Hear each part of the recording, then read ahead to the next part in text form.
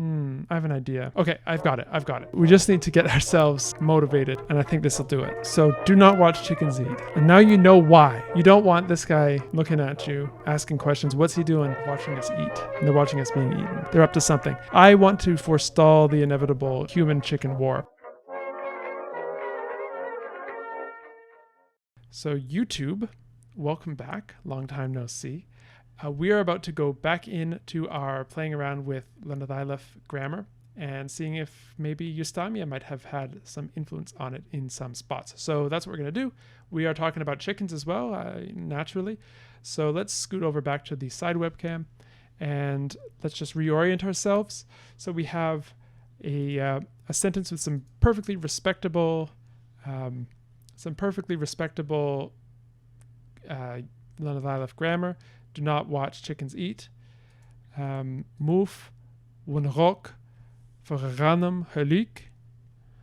And we are going to then play with it to make it look a little more, what would we say? A little more SOV.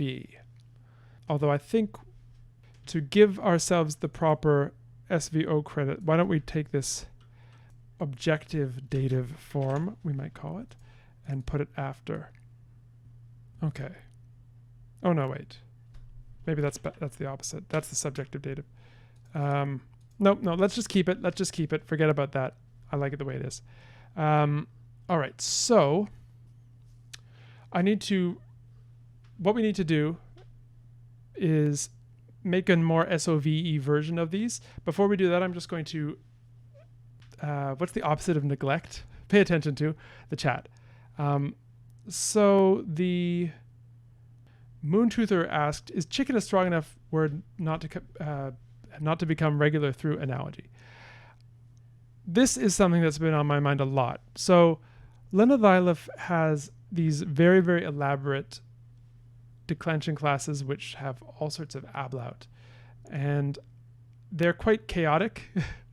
It's very hard to predict what the form of a noun or a verb will be in any given case. At least for me, I have to go and run everything through Lexergy every time. And I think that what we want to do is have fewer and fewer nouns act like this as the history of Lenethailef goes on. And so I'd like to start carving out some islands of regularity, start to winnow down these patterns. And so Lenethailef is not so chaotic. That's kind of the plan that I want to do actually a little bit today. Same wavelength. Max asks a random question. What's the Lenethailef cognate for Justamija-Mistak? That's a good question. So let's take a look. We have, where is Mistak? It is Musatachakwa. So let's put it into this sound change applier of Lexergy and we can see it's mastok. That's kind of cool. Mastok. And what is the meaning of this? Friend. So mastok. Friend. Maybe we can make a what's it called? A proverb with that. Proverbs are so much fun. Okay. So let's take one of these. Okay, so now what I want to do is make a third sentence. Insert me some rows. Here's the question we have to ask. How do you say this? Do not watch chickens eating chickens. So logically, I think it would be something like, this is genitive, this is dative. So this chicken is chicken 1, this chicken is chicken 2. I would like one of these to go after the verb. And to me, the one that feels like it should go after the verb is anam, is the dative. This is what I was wondering about before, but then I thought better of it, but now I'm maybe thinking better of it. Actually, I maybe think this could be backwards. Maybe the anam is the subject So do not watch, oh sorry, the anim is the object. So do not watch others eating chickens, and this is do not watch chickens eat. Especially because this furach can be mistaken for a nominative because genitive and nominative fell together in Lenethailef. I have an idea. I'm gonna go full screen while I ponder this. I think that we just need to, okay, I've got it. So we just need to get ourselves completely motivated, and I think this will do it. So do not watch chickens eat. And now you know why. You don't want this guy looking at you, asking questions. What's he doing? What are they doing? They're watching us. They're watching us eat, and they're watching us being eaten. They're up to something. I want to forestall the inevitable human-chicken war, or at least the author of this proverb did. I don't know who came up with it. So what's the point of all of this? The point is, I think that the genitive should mark the subject of these embedded clauses. Do not watch chickens eating because it's also the nominative. Move over. There we go. Whereas the dative can mark the object. And we can put it after because it's SOV. So then we have move wen rok geluk verranem. Move wen rok voerig geluk. And then, to top it all off, we would have move wen rok voerig geluk verranem. Do not watch chickens 1, eating chickens 2. And I think that's decent. Okay, so now that we have that, let's make a more highfalutin Justamija influenced version. I like this word, mistok. All right. Okay. Focus. Colin, focus. So this is our sort of test case. So to make this more SOVE, we should do something like this. Take the embedded clause and put it first. That's our first step. So voerig geluk verranem. Oh no. And then we have move one rock. And that is do not look. So this is Lenethailef with, we're gradually making it more SOV. And in that case, one rock is kind of the object of move. So hate looking at what? And then we need to turn this into SOV. So something like this. Voerig verranem geluk wen rok move. Versus move wen rok voerig geluk verranem. And that's kind of cool. And maybe what would also happen, because Justamija, if we have something where, okay, questions coming in about plurality. So there is no number distinction in any of the call languages so far, I believe. I could be wrong. We may have put it in Justamija, I don't remember. But there isn't any in Lenethailef. I think Colonel Sanders is definitely a Lenethailef speaker. There's no, either that or he's a worshipper of me. Maybe he is the true author of that poem. Could be. Okay, so good. One thing I wanted to point out was that Justamija distinguishes genitive and nominative, but Lenethailef does not. So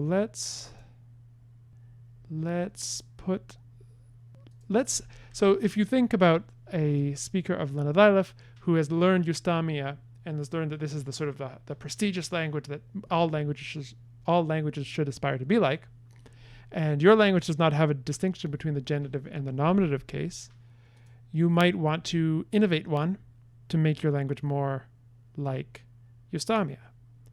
So let's take a look at Justamija grammar. Okay, I said that. I said that, but actually I don't think it does have a distinction. Oh, that's a shame. I was getting all geared up to introduce one. Well, maybe. Okay, well, hey, we're making this up, right? So let's introduce one in Justamija. What could a genitive case marker come from? Let's introduce one. Well, we can worry about the grammaticalization in a little bit. Why don't we just introduce the form? And maybe what we could do is we could introduce it like Hasikaya or Mistakiya. Something like that. So we have an innovative genitive, which is ya or iya. And then, yeah, maybe Max, it's coming from something like inside. We can sort of back form that one. What's the word? Retcon, that one. Excellent. So we have this ya, iya suffix. So maybe what gets borrowed is furegia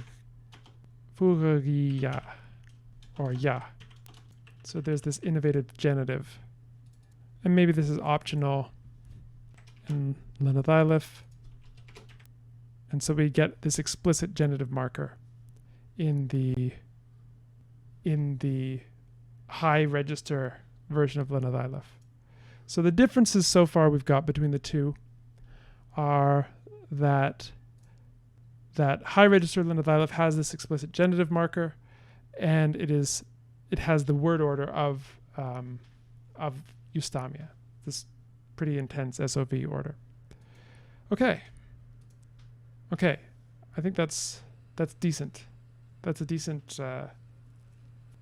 that's a decent place to leave that question. We're not going to finish the episode yet, though.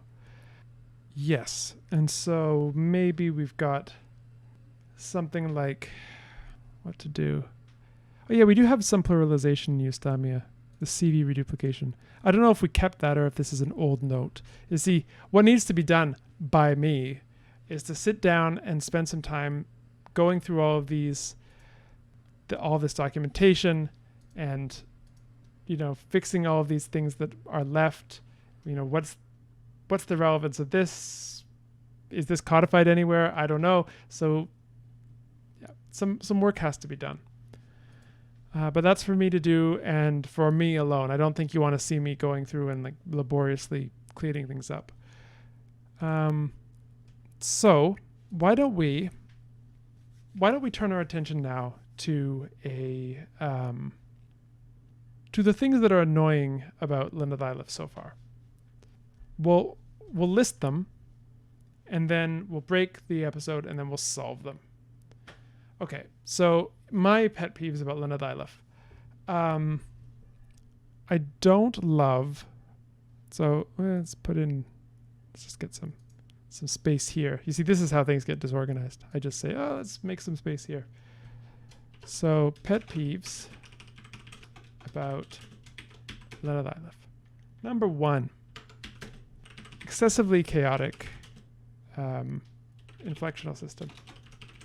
I think we've got to bring that, we've got to rein that in.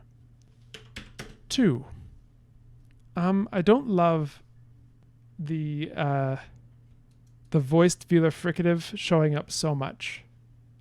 In fact, the velar fricatives are, I think, a little bit overweighted in this language, and I think that we might want to get rid of a few for cellular purposes.